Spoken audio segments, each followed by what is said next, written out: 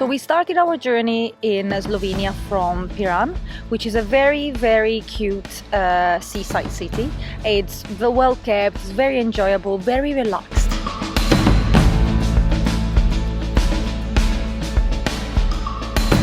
We're in Piran, which actually means fire in ancient Greek. And that was because it was a lighthouse, it was helping the ship avoiding the shore. Venetians have been here for many centuries, and you can actually see their presence in the architectures, especially in the one that you can see in the bell tower, which reminds the one in San Marco Square in Venice.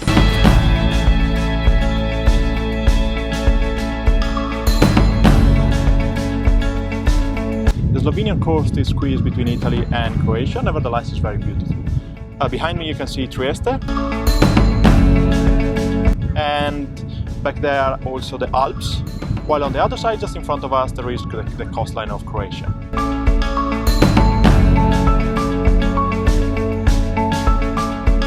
We went for a nice walk to go and see the seaplanes. It was a bit long, especially under the sun, but it was very enjoyable, very nice.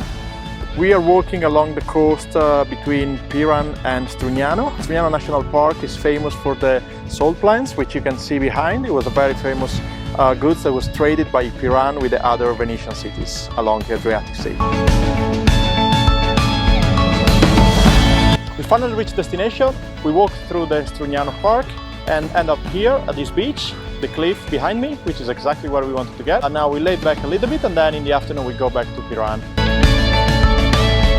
It was very enjoyable, very nice, and it was nice to kind of like stop every now and then and just, you know, bathe in the sea, refresh yourself, and then, you know, go back and walk.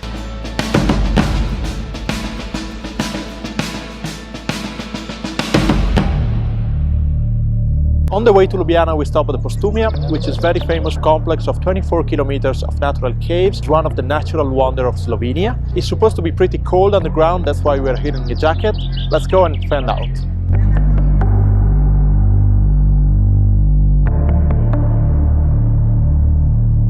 Postojna caves were very cold, but completely unbelievable. It's something that is definitely worth a visit. It's difficult to capture on the camera, so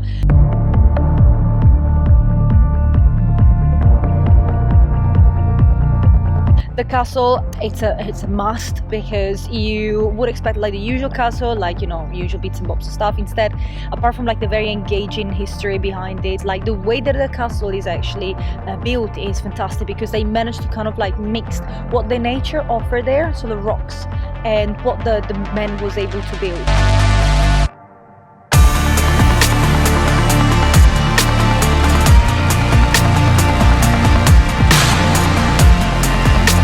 Dates back to 1500. It was one of the most impenetrable castles in the whole Europe.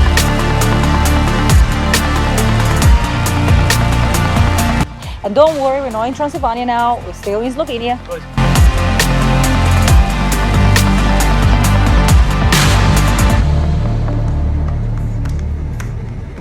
Ljubljana, it's another spectacular place, super relaxed.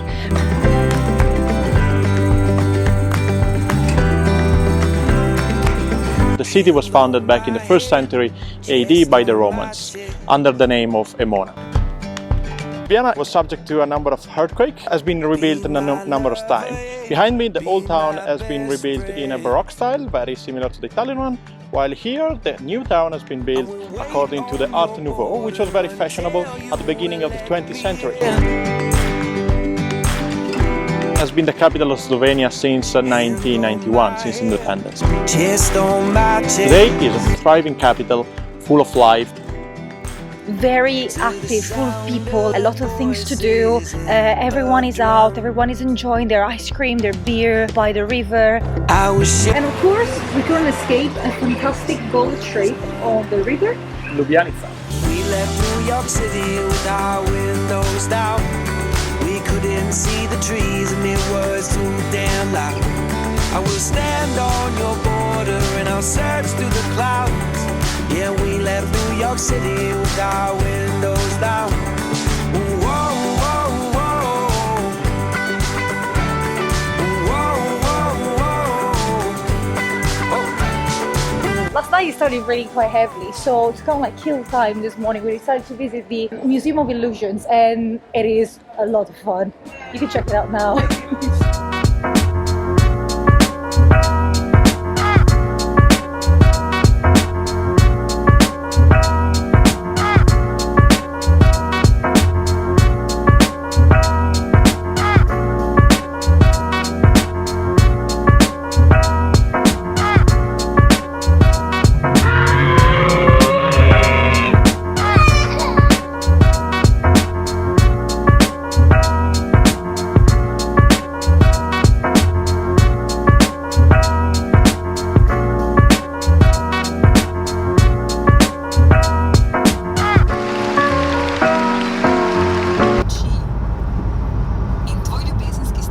Pretty much towards the end of our journey, we ended at Bled, which is famous for the lake and this kind of like fairy tale island that is just right in the middle.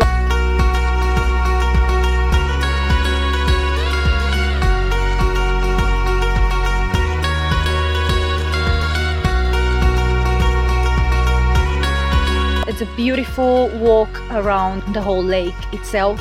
You can also go to a viewpoint and take very good pictures.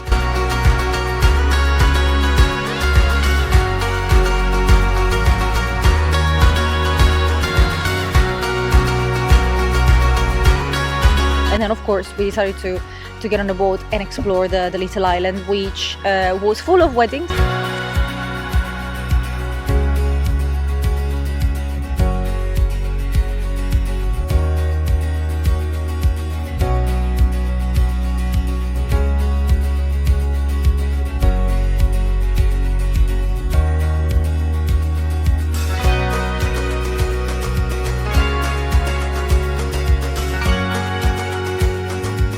So we just left Bled. Our destination today is Caporetto on the other side of the mountains. This one here is the famous Triglav mountains, which are also in the Slovenian flags.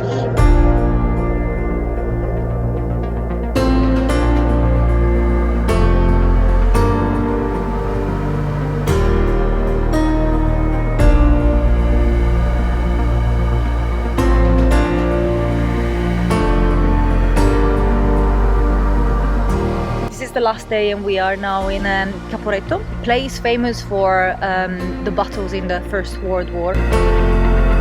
This area was a theater of a major battle in 1917. The Austrians here were able to defeat the Italian and essentially break through and then be able to penetrate in Italy, almost reaching Venice. They were stopped by the river Piave, which is roughly probably 300 kilometers from here. That one over there is the river Soca, and which was the front line. On that side were the Austrians, on this side were the Italians.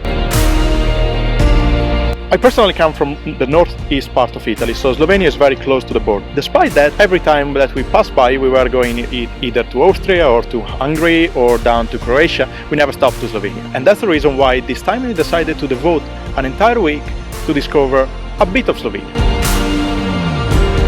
For the itinerary of this trip, we get inspired by the coat of arms on the Slovenian flag. That contains, in fact, the sea, which we experienced in Piran, the mountains, which we saw very recently with the Triglav mountain, and in the middle, obviously, we enjoyed the beautiful city of Ljubljana, the Slovenian capital.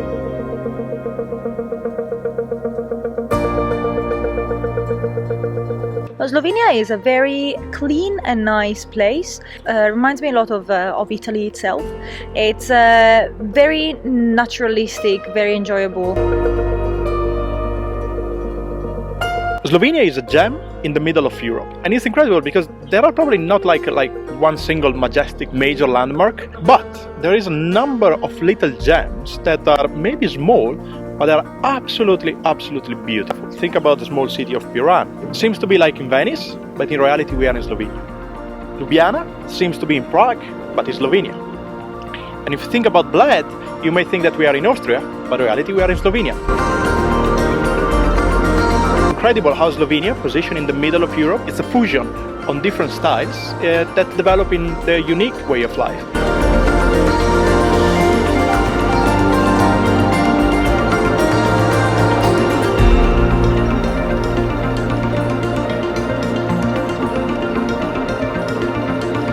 then it's something that I would recommend if someone wants to kind of like get a bit away from what is the usual habit.